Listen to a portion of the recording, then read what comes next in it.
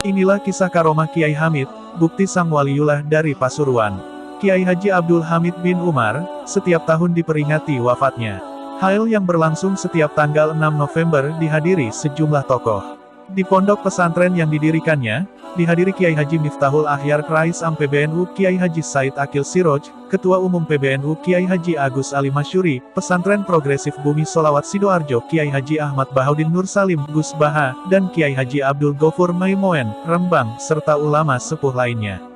Untuk mengenang sang waliullah, berikut kami akan menyajikan riwayat singkat dan karomah-karomahnya. Nama Kiai Haji Abdul Hamid bagi warga Pasuruan sudah tidak asing lagi karena pengasuh pesantren Salafiyah ini dikenal dengan keistimewaan dan karomahnya. Abdul Hamid begitu nama pria yang dilahirkan pada tahun 1333 Hijriah, di desa Sumbergirang, Lasem, Rembang, Jawa Tengah. Abdul Hamid dibesarkan di tengah keluarga santri. Ayahnya, Kiai Umar, adalah seorang ulama di Lasem, dan ibunya adalah anak Kiai Sidik, juga ulama di Lasem. Kiai Sidik adalah ayah Kiai Haji Mahfudz Sidik, tokoh NU. Abdul Hamid sejak kecil dipersiapkan untuk menjadi kiai. Dia mula-mula belajar Al-Quran dari ayahnya. 3 tahun kemudian, Abdul Hamid menimba ilmu di pesantren kakeknya, Kiai Haji Sidik, di Talangsari, Jember, Jawa Timur. Sejak kecil, sudah tampak tanda-tanda bahwa dia bakal menjadi wali dan ulama besar. Konon pada usia 6 tahun, dia sudah bertemu dengan Rasulullah. Dalam kepercayaan yang berkembang di kalangan warga NU, khususnya kaum Sufi, Rasulullah walau telah wafat sekali waktu menemui orang-orang tertentu, khususnya para wali. Bukan dalam mimpi saja, tapi secara nyata. Berikut di antara karomah Kiai Hamid Pasuruan. Serupa wujud di tempat lain. Salah satu karomah Kiai Abdul Hamid yang dipercaya warga Pasuruan adalah bisa berada di tempat lain dengan wujud serupa. Hal ini terjadi saat Habib Bakir Mauladawilah bertandang ke pesantrennya. Sang Habib yang pernah berguru dengan Al-Ustazul Imam Al-Habar Al-Qut Al-Habib Abdul Qadir bin Ahmad Bil Faqih diberikan ilmu untuk bisa melihat sesuatu yang gaib. Pada suatu kesempatan datanglah Habib Bakir menemui Kiai Abdul Hamid Pasuruan. Ketika itu di tempat Kiai Haji Abdul Hamid banyak sekali orang yang datang untuk meminta doa atau keperluannya yang lain. Setelah bertemu Habib Bakir merasa kaget. Ternyata orang yang terlihat seperti Kiai Haji Abdul Hamid sejatinya bukanlah sang Kiai. Karena yang ditemuinya adalah sesosok gaib yang menyerupai. Kemudian Habib Bakir mencari di manakah sebetulnya Kiai Haji Abdul Hamid yang asli berada. Setelah diselidiki dengan ilmu kanuragan, Habib Bakir terkejut karena sang Kiai tersebut tengah berada di tanah suci Mekah. Karomah Kiai Haji Abdul Hamid juga pernah ditunjukkan terhadap seorang Habib sepuh yang datang kepadanya, karena sang Habib menanyakan kemana sang Kiai pergi ketika digantikan oleh sesosok gaib yang menyerupainya. Kiai Haji Hamid tidak menjawab, hanya langsung memegang Habib sepuh tersebut. Seketika itu kagetlah Habib sepuh tadi, melihat suasana di sekitar mereka berubah menjadi bangunan masjid yang sangat megah. Subhanallah, ternyata Habib sepuh tadi dibawa oleh Kiai Haji Hamid mendatangi Masjidil Haram. Membantu saudara seiman yang sedang susah. Salah satu karomah lainnya yaitu ketika Asmawi, salah seorang santrinya harus melunasi utang kepada panitia pembangunan masjid yang sudah jatuh tempo. Besarnya Rp300.000, cukup besar untuk ukuran waktu sekitar tahun 70-an. Dia tidak tahu dan mana uang sebanyak itu bisa didapat dalam waktu singkat. Karenanya, dia hanya bisa menangis, malu kalau sampai ditagih. Akhirnya dia mengadukan hal tersebut kepada Kiai Hamid. Kemudian dengan lembut sang Kiai yang lantas menyuruh Asmawi menggoyang pohon kelengkeng yang tumbuh di halaman depan rumah Pak Kiai. Di sana ada 2 pohon kelengkeng. Kumpulkan daun-daun yang gugur itu dan bawa kemari, kata Kiai Hamid. Setelah menerima daun-daun kelengkeng itu, Kiai Hamid memasukkannya ke dalam saku baju. Ketika ditarik keluar, di tangannya tergenggam uang kertas. Kemudian dia menyuruh Asmawi melakukan hal sama tapi pada pohon kelengkeng yang lainnya. Dengan cara yang sama pula, daun kelengkeng itu berubah menjadi uang kertas. Setelah dihitung Asmawi, jumlahnya Rp225.000. Masih kurang Rp75.000. Tiba-tiba datang seorang tamu menyerahkan uang tunai Rp75.000 kepada Kiai Hamid, lalu uang itu diserahkan ke Asmawi. Membaca keinginan umat, lain lagi yang dialami Said Ahmad, santri lainnya. Dia justru seolah ingin memuji kewalian Kiai Hamid yang telah kesohor. Said Ahmad ingin tahu, Apakah Kiai tahu bahwa dia ingin diberi makan olehnya? Ketika sampai di pesantren milik sang Kiai, kebetulan saat salat Isya sudah masuk. Dia pun ikut salat berjamaah. Usai salat, dia tidak langsung pulang, melainkan menunggu sampai jamaah pulang semua. Lampu teras rumah Kiai Hamid pun sudah dipadamkan, pertanda pemilik rumah siap-siap beristirahat. Dengan demikian, dia pikir, niatnya berhasil, yaitu bahwa keinginannya untuk ditawari makan oleh Kiai tidak diketahui. Lalu dia pun melangkahkan kaki meninggalkan masjid. Ternyata dari rumah Kiai Hamid ada yang melambaikan tangan kepadanya. Dengan langkah ragu, dia pun mendekatinya. Ternyata tuan rumah sendiri yang memanggilnya. "Makan di sini ya," kata Kiai Hamid sambil senyum. Dia pun diajak masuk ke ruang tengah. Di sana hidangan sudah tersaji. "Maaf, lauknya seadanya," kata Kiai santai. "Sampeyan tidak bilang-bilang sih." Said tersindir. Dan sejak itu dia percaya, Kiai Hamid adalah wali. Demikian seperti beredar dari media Ahlussunnah wal Jamaah. Ketika Kiai Hamid Pasuruan menolak berdoa, para waliullah dan orang-orang saleh mempunyai tingkat kewaduan yang lebih. Hal itulah yang dilakukan Kiai Hamid Pasuruan, al-Makfurlah, semasa hidupnya. Sebuah kisah dituturkan Hajah Umi Hoiroh, abdi Nyai Dewi, istri Mbah Ut Kiai Ali Masud, Sidoarjo, yang makamnya diziarahi banyak orang di Sidoarjo. Suatu hari di pondok pesantrennya, di dalam Sidoarjo, ada dua tamu agung. Mereka adalah Kiai Hamid Pasuruan dan Mbah Ut. Tujuan beliau berdua bertamu di kediaman Nyai Dewi, untuk melamarnya. "Kami ingin melamarmu, Nyai Dewi, untuk dinikahi Kang Ut," kata Kiai Hamid, memohon kepada Nyai Dewi agar mau menikah dengan Mbah Ut. Sontak Mbah Ut pun berkata pada Nyai Dewi, "Nyai, sampeyan bojoku dunyo akhirat Nyai, engkau istriku, di dunia dan di akhirat, Nyai." Saat itu, Nyai Dewi langsung menangis. Tentu saja, dengan begitu, Nyai Dewi bersedia menerima lamaran, dan dengan ikhlas rida juga bahagia atas lamaran dari Mbah Ut. Kemudian selang beberapa hari akad nikah dilaksanakan. Kiai Hamid yang bertindak sebagai wakil wali atas Nyai Dewi. Usai akad nikah dilaksanakan, Kiai Hamid dengan tawaduknya tidak mau memimpin doa. Padahal, seluruh ruangan telah memintanya untuk memimpin doa. Lalu, Mbah Ut sendiri yang memimpin doa, saat itu dengan diamini Kiai Hamid. Juga, diamini para kiai dan hadirin yang menyaksikan perhelatan tersebut. Bahkan ibuku bercerita, saat itu Mbah Ut berdoa sambil menangis dan doanya sangat panjang.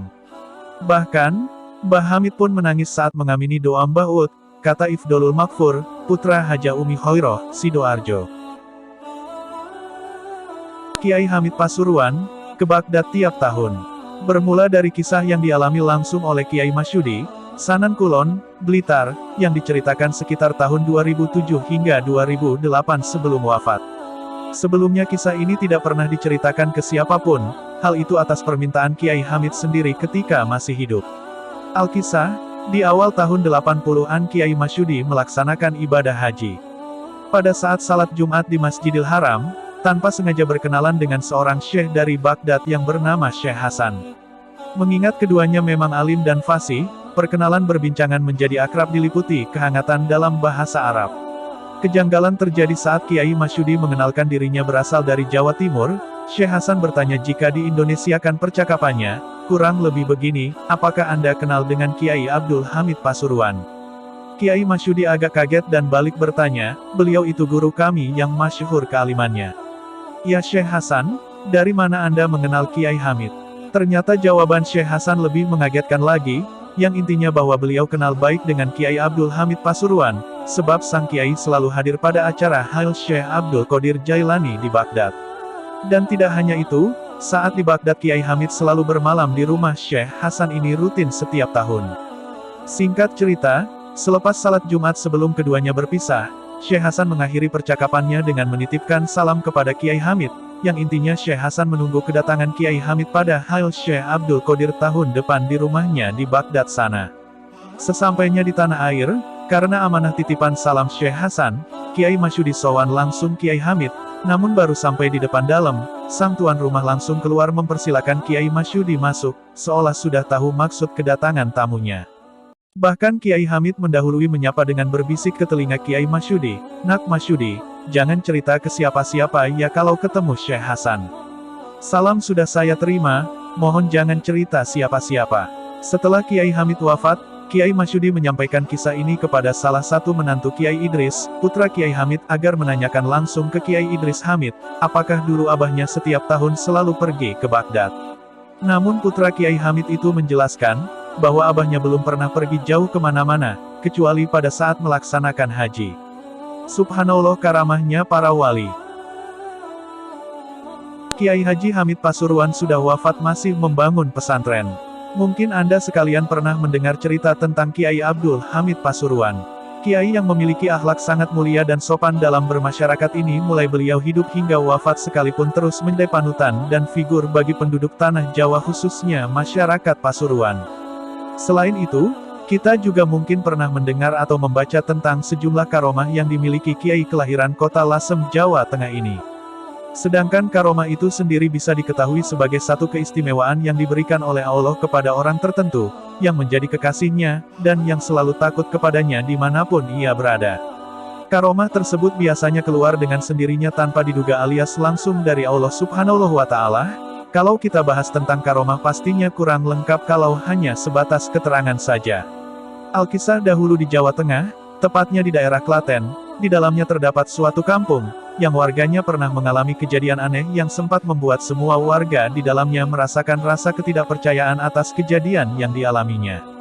Berikut ceritanya, dalam satu komunitas masyarakat, baik di daerah, di kampung, pedesaan, kecamatan, kota, maupun provinsi, pasti mempunyai orang yang dipercaya oleh penduduknya sebagai orang yang mumpuni atau pandai akan ilmu agama atau dengan kata lain orang tersebut biasa kita panggil sebagai tokoh masyarakat. Pada satu ketika, tokoh masyarakat di daerah Klaten yang bernama Fulan bukan nama asli tersebut kedatangan tamu dari luar kota. Tamu tersebut bernama Kiai Hamid. Setelah berbincang-bincang dan mengutarakan maksud kedatangan si tamu ke daerah tersebut, Kiai Hamid langsung menjalankan misinya sebagai seorang dai, yakni berdakwah. Misi Kiai Hamid sebagai seorang mubalik kian hari berjalan dengan lancar dan menunjukkan perkembangan. Dalam sederetan agenda dakwahnya beliau memulainya dengan mengadakan pengajian rutinan yang diikuti oleh warga sekitar, yang bertempat di masjid di daerah tersebut.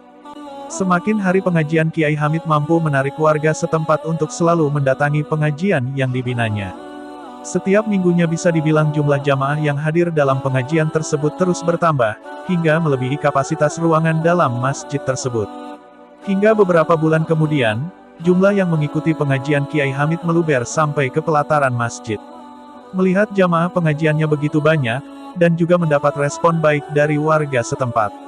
Akhirnya muncullah keinginan Kiai Hamid untuk membangun sebuah pesantren di desa itu.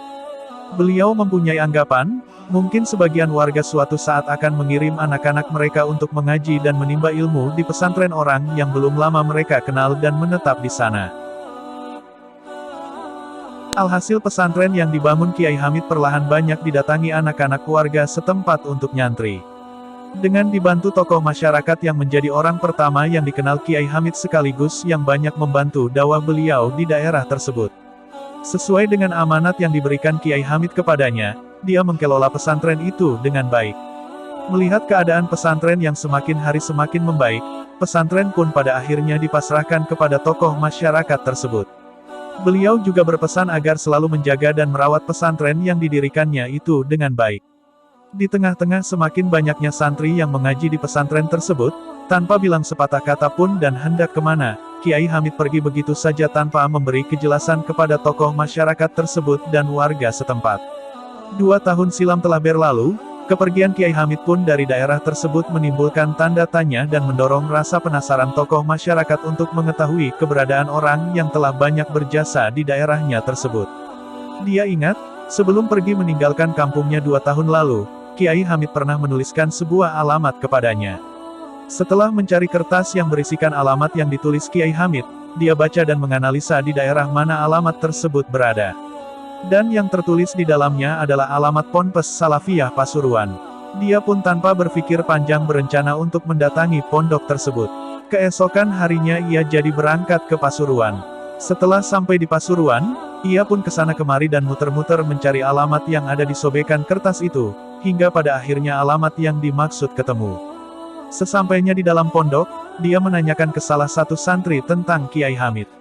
Santri yang ditanyai pun sempat kaget dan heran, namun, kebetulan dia tahu bahwa salah satu kiainya itu adalah seorang wali besar. Jadi, kalau saat ini ada orang yang mencari Kiai Hamid, mungkin orang tersebut pernah bertemu di daerah lain. Karena orang tadi bertanya rumah Kiai Hamid, lantas dia menyarankan untuk sowan ke Kiai Idris, yang saat itu menjadi nadir atau pimpinan pondok. Sesampainya di dalam Kiai Idris, dia langsung bercerita panjang lebar semua yang terjadi 2 tahun silam di desanya. Kiai Idris yang dari tadi hanya menjadi pendengar tidak percaya dan juga heran, apa benar yang diceritakan bapak itu? Kata Kiai Idris kepada Fulan tadi. Iya betul, sungguh saya bertemu dengan Kiai Hamid, lawong saya juga sering salaman dengan beliau. Beliau juga sempat mendirikan sebuah pesantren di sana, tapi ditinggal begitu saja selama 2 tahun, makanya itu saya kemari untuk menanyakan kepada Kiai Hamid, mengapa pondoknya di sana kok ditinggal. Jelas si Fulan, saya tadi kaget dan tidak percaya dengan cerita sampean, karena Kiai Hamid sudah lama meninggal. Ungkap Kiai Idris, memang Anda ini siapa? Kok berani bilang kalau Kiai Hamid sudah wafat? Tanya si Fulan sambil menunjukkan rasa tidak terima terhadap apa yang telah dikatakan Kiai Idris kepadanya. Saya putra Kiai Hamid, jawab Kiai Idris santai. Kini gantian si Fulan tadi yang tidak percaya dan heran. Kalau Anda masih tidak percaya Kiai Hamid itu sudah meninggal, mari ikut saya akan tunjukkan makam beliau kepada sampean, kata Kiai Idris yang berusaha meyakinkan si Fulan. Tanpa berpikir panjang, si Fulan pun langsung mengiyakan ajakan beliau. Berangkatlah keduanya menuju makam Kiai Hamid, yang bertempat di komplek pemakaman di belakang Masjid Jami Al-Anwar Pasuruan. Itu makam abah saya, kata Kiai Idris sambil menunjukkan makam Kiai Hamid. Si Fulan pun tidak percaya dan heran. Baru setelah menghampiri makam yang dimaksud dan membaca sebuah nama yang tertera di batu nisan makam Kiai Hamid, dia akhirnya mempercayainya.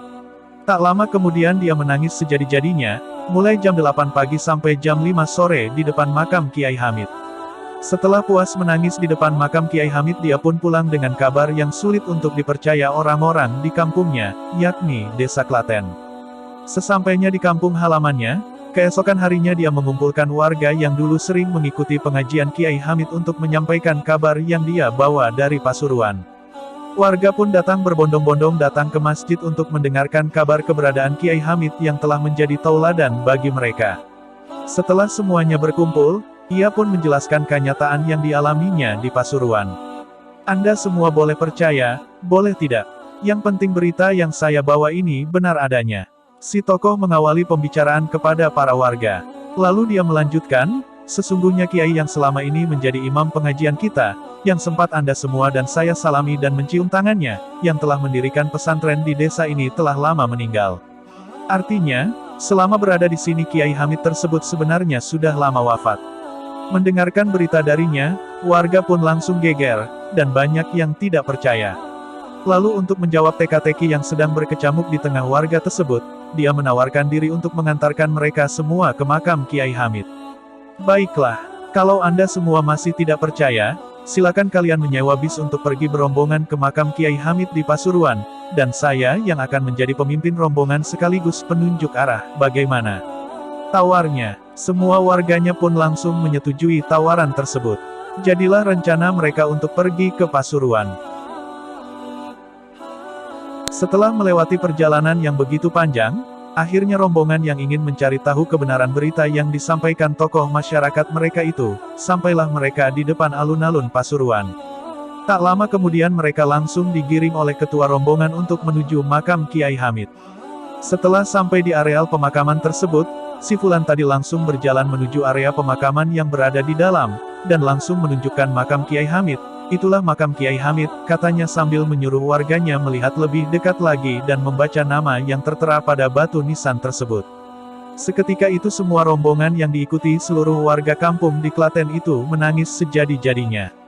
Tangis mereka menandakan rasa sedih yang begitu mendalam, sekaligus merasa heran karena sang Kiai yang selama ini memimpin pengajian mereka, yang sering mereka cium tangannya, ternyata sudah wafat beberapa tahun lalu. Subhanallah, kalau kita pikirkan dengan logika pasti tidak akan sampai. Tapi, yang mengalami adalah seorang wali yakni kekasih Allah. Dan kisah tadi menunjukkan atas kekuasaan yang dimiliki Allah Subhanahu wa Ta'ala, kita harus percaya semua itu, karena yang mengalami adalah seorang wali, orang yang taat dan selalu dekat dengan Allah. Jadi, kalau dia bisa terbang atau bisa mengalami hal yang lain, itu semua keistimewaan yang diperolehnya atas ketaatannya kepada Allah. Wallahu a'lam bishawab.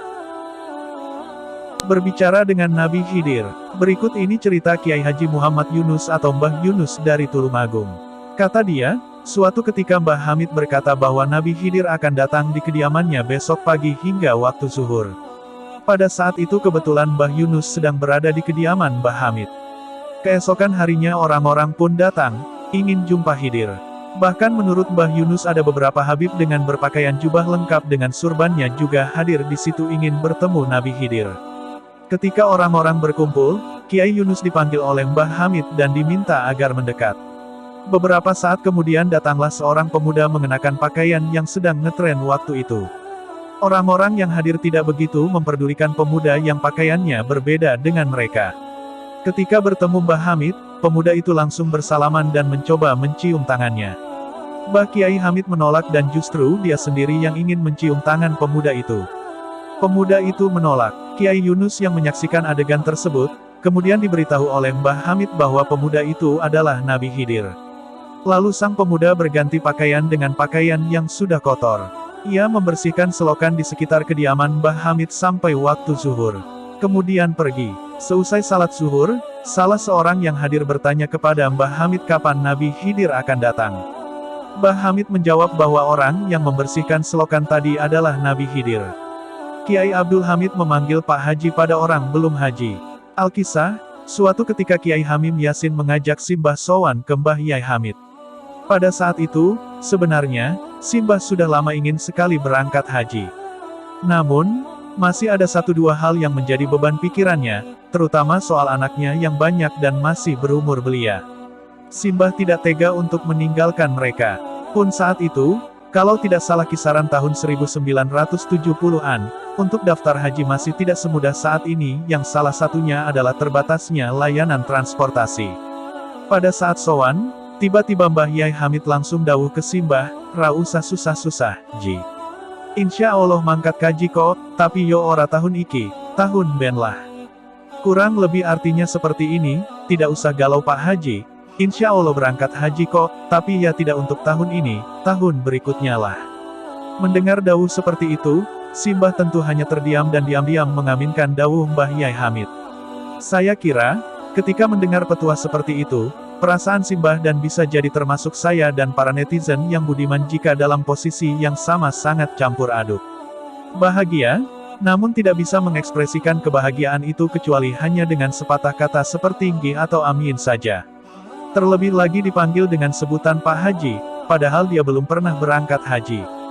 Lalu, Mbah Yai Hamid melanjutkan dengan memberi sebuah analogi sederhana terkait kehidupan seorang hamba ini tak ubahnya seperti burung perkutut yang kurang lebih seperti ini. Burung perkutut itu kalau sudah disayang sama yang punya, apapun dikasihkan. Ibaratnya membeli beras ketan untuk sang perkutut pun, si empu pun sama sekali tidak akan merasa keberatan. Analogi yang sederhana ini tentu mempunyai makna yang sangat dalam.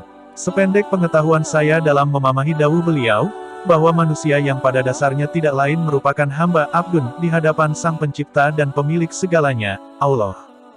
Jadi, ketika Allah telah mencintai seorang hamba, maka Allah tentu akan mencurahkan cinta dan kasih sayangnya kepada hamba tersebut, bahkan tidak segan-segan untuk memberinya sesuatu yang lazimnya tidak diberikan kepada hamba yang lain. Misalnya, perumpamaan tentang seorang pemilik burung perkutut yang rela mengeluarkan uang untuk membelikan beras ketan hanya untuk pakan si perkutut yang disayangi. Hal ini tentu sangat luar biasa. Di zaman itu, orang untuk bisa makan nasi saja susah. Nah ini membeli beras ketan hanya untuk diberikan kepada seekor burung. Kisanak sekalian jangan menyamakan harga beras ketan pada saat itu dengan sekarang, karena jelas sangat berbeda. Menurut penuturan Pak D, setiap harinya kebanyakan makanan pokok masyarakat di daerah saya saat itu adalah singkong yang telah diiris kecil dan dijemur sampai kering, baru kemudian dimasak dan dimakan seperti lazimnya nasi saat ini. Lebih dari itu, banyak juga orang yang bekerja hanya dengan upah makan setiap harinya. Itu pun makannya juga singkong kering tadi, sesekali dengan nasi dari ubi atau jagung. Sekali lagi bukan beras, apalagi beras ketan. Silahkan dibayangkan sendiri betapa mewahnya beras ketan pada masa itu bagi masyarakat di sini. Mbah Yai Hamid malah menganalogikan memberi makan burung dengan beras ketan. Saya yakin, petua yang disampaikan beliau sekaligus sebagai pelajaran ketika seseorang telah mampu mendapatkan cinta Sang Khalik, maka hal yang dirasa tidak mungkin pun bisa terjadi.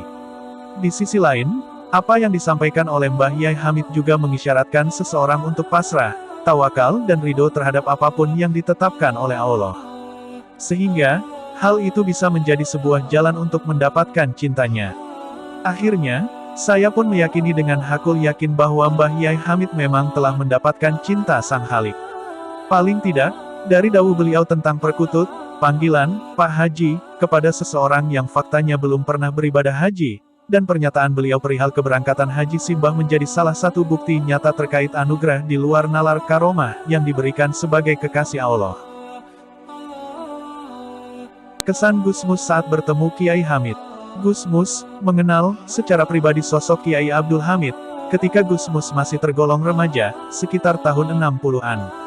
Ketika itu Gusmus dibawa ayah Gusmus, Kiai Haji Bisri Mustafa, ke suatu acara di Lasem. Memang sudah menjadi kebiasaan ayahnya, bila bertemu atau akan bertemu kiai-kiai, sedapat mungkin mengajak anak-anaknya untuk diperkenalkan dan dimintakan doa restu. Menurut Gusmus, ini memang merupakan kebiasaan setiap kiai tempo dulu. Dengan Kiai Hamid baru ketika itulah Gusmus melihatnya. Wajahnya sangat rupawan. Seperti banyak kiai, ada rona kearapan dalam wajah rupawan itu. Matanya yang teduh bagai telaga dan mulutnya yang seperti senantiasa tersenyum, menebarkan pengaruh kedamaian kepada siapapun yang memandangnya. Suhu Kiai Hamid sebagai doa. Ayah Gusmus berkata kepada Kiai Hamid, "Ini anak saya, Mustafa, sampeyan suhu." Dan tanpa terduga-duga, tiba-tiba, Kiai karismatik itu mencengkeram dada Gusmus sambil mengulang-ulang dengan suara lembut, "Waladus solih, solih. Waladus solih, solih." Telinga Gusmus menangkap ucapan itu bukan sebagai suhu, tapi cambuk yang terus terngiang, persis seperti tulisan ayah Gusmus sendiri di notes Gusmus, "Liyakun waladul asadi shiblan lahiratan." Anak singa seharusnya singa, bukan kucing.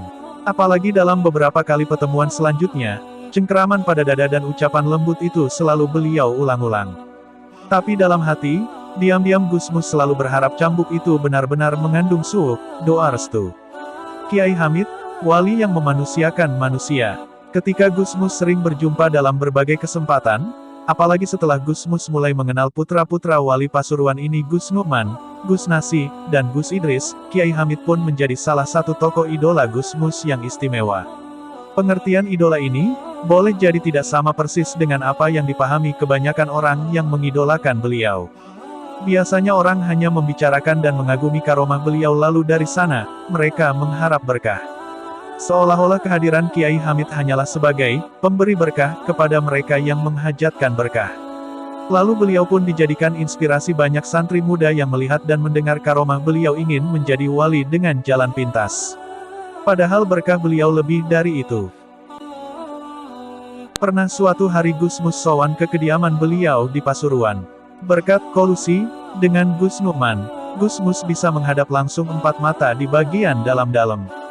Gusmus melihat manusia yang sangat manusia yang menghargai manusia sebagai manusia. Bayangkan saja, waktu itu ibaratnya beliau sudah merupakan punjernya tanah Jawa, dan beliau mentasci Gusmus agar tidak sungkan duduk sebangku dengan beliau. Ketawaduan, keramahan, dan kebapaan beliau, membuat kesungkanan Gusmus sedikit demi sedikit mencair. Beliau bertanya tentang Rembang dan kabar orang-orang Rembang yang beliau kenal. Tak ada fatwa-fatwa atau nasihat-nasihat secara langsung, tapi Gusmus mendapatkan banyak fatwa dan nasihat dalam pertemuan hampir 1 jam itu, melalui sikap dan cerita-cerita beliau. Misalnya, beliau menghajar nafsu tamak Gusmus dengan terus-menerus merogoh saku-saku beliau dan mengeluarkan uang seolah-olah siap memberikannya kepada Gusmus. Sudah menjadi pengetahuan umum bahwa salah satu hobi Kiai Hamid adalah membagi-bagikan uang. Atau ketika beliau bercerita tentang kawan Rembangnya yang dapat Gusmus tangkap, intinya, setiap manusia mempunyai kelebihan di samping kekurangannya. Kiai Hamid bukan wali tiban dan bukan kiai kagetan. Proses yang berlangsung, yang membentuk seorang santri Abdul Mukti menjadi Kiai Abdul Hamid. Dalam hal ini terkait ketekunan beliau mengasah pikir dengan menimba ilmu, Tentang perjuangan beliau mencemerlangkan batin dengan penerapan ilmu dalam amal dan mujahadah, dan kesabaran beliau dalam mencapai kearifan dengan terus belajar dari pergaulan yang luas dan pengalaman yang terhayati. Sehingga menjadi kiai yang mutabahir, yang karenanya penuh kearifan, pengertian, dan tidak kagetan. Kiai Hamid bukanlah wali tiban. Wali tiban, kalau memang ada, tentu berpotensi kontroversial dalam masyarakat. Kiai Hamid tidak demikian. Beliau dianggap wali secara mutafak alaih. Bahkan ayah Gusmus, Kiai Bisri Mustafa dan guru Gusmus Kiai Ali Maksum keduanya adalah kawan karib Kiai Hamid yang paling sulit mempercayai adanya wali di zaman ini, harus mengakui, meskipun sebelumnya sering meledek kewalian kawan karib mereka ini. Kiai Hamid, ulama paripurna yang mengamalkan ilmunya. Banyak orang alim yang tidak mengajarkan secara tekun ilmunya dan tidak sedikit yang bahkan tidak mengamalkan ilmunya. Lebih banyak lagi orang yang tidak secara maksimal mengajarkan dan atau mengamalkan ilmunya. Sebagai contoh, banyak kiai yang menguasai ilmu bahasa dan sastra nahwu, saraf, balagah, arudel, namun jarang di antara mereka yang mengamalkannya bagi memproduksi karya sastra. Kebanyakan mereka yang memiliki ilmu bahasa dan sastra itu menggunakannya hanya untuk membaca kitab dan mengapresiasi, menghayati keindahan kitab suci Al-Quran. Tentu tak banyak yang mengetahui bahwa salah satu peninggalan Kiai Hamid adalah naskah lengkap berupa antologi puisi. Banyak kiai yang karena keamanahannya mendidik santri, sering melupakan anak-anak mereka sendiri. Kiai Hamid bukan saja mendidik santri dan masyarakat, tapi juga sekaligus keluarganya sendiri. Dari sosok yang sudah jadi Kiai Hamid, kita bisa menduga bahwa penghayatan dan pengamalan ilmu itu sudah beliau latih sejak masih nyantri. Demikian pula pergaulan luas yang membangun pribadi beliau, sudah beliau jalani sejak muda, sehingga beliau menjadi manusia utuh yang menghargai manusia sebagai manusia, bukan karena atribut tempelannya. Dan kesemuanya itu melahirkan kearifan yang dewasa ini sangat sulit dijumpai di kalangan tokoh-tokoh yang alim. Bertemu Kanjeng Rasul, respon Kiai Hamid Pasuruan mengharukan. Pada suatu hari, Kiai Hamid Pasuruan mengadakan peringatan Maulid Nabi di kediamannya, di dekat Masjid Jami Kota Pasuruan. Tentu saja, dengan mengundang para masyayikh dan sesepuh NU dan pengasuh pesantren. Di antaranya adalah Kiai Asad Syamsul Arifin Situbondo dari pesantren Salafiyah Syafi'iyah, Sukorejo Situbondo. Kebetulan Kiai Asad duduk di sebelah kanan Kiai Hamid. Sedangkan sebelah kiri adalah Kiai Ahmad Sidik Jember. Tibalah saatnya berdiri mahalul qiyam. Semua yang hadir pada berdiri. Hanya Kiai Hamid yang tidak berdiri. Semua tamu yang jumlahnya ribuan terheran-heran dengan sikap Kiai Hamid. Setelah selesai acara, semua pada pulang, tinggallah dua Kiai sepuh dan para masyayikh. Bagaimana jenengan niki, Kiai, bagaimana anda ini Kiai, baca solawat kok nggak mau berdiri? Kiai Asad menegur Kiai Hamid. Kiai Hamid menangis terseduh-seduh sambil menjawab. Saya tidak punya daya untuk berdiri sebab Kanjeng Nabi berdiri tepat di depan saya. Saya merasa kehabisan akhlak. Jangankan ilmu, ibadah dan mujahadah saya, dari pakaian pun saya malu bertemu Kanjeng Nabi. Demikian pernah dikisahkan Kiai Asad Syamsul Arifin dalam suatu majelis beliau kepada para santrinya.